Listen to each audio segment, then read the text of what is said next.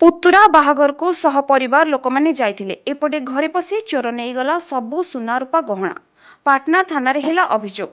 Police पहुंची तदंत करुछि। पाटना थाना साहारपड़ा ब्लॉक कंपुडी पंचायतर कंपुडी ग्रामर भगवान बेज घर गतकाली राति बड़ धरणर चोरी होइतिबा पाटना थाना रे लिखित अभियोग होइछि।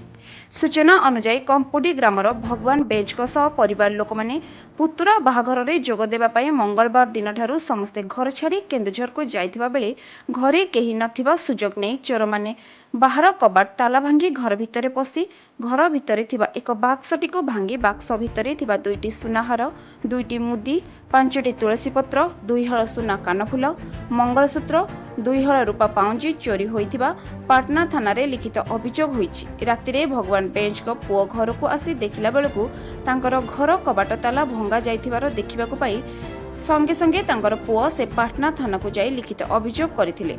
अभियोग हेबा परे पाटना थाना एआईसी लक्ष्मण माझी घटना रे पहुंची तदंत करने सहित पाटना थाना रे एक केस नंबर 244/2026 मुळे एक मामला रुज करी तदंत करुथबा पाटना थाना अधिकारी किरण प्रसाद साहू सूचना दैछंती।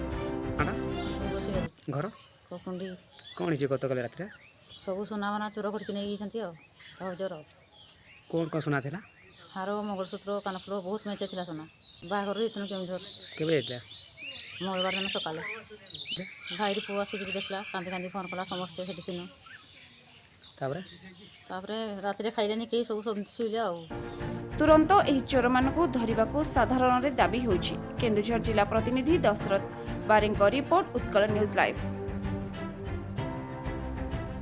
मसे नाडा चंदनी बेज घर कपुंडी कौन हिची गतकाल रात ये सोना चोरी केमती कौन जानले कौन ये बाक्स भांगी कबाट भांगी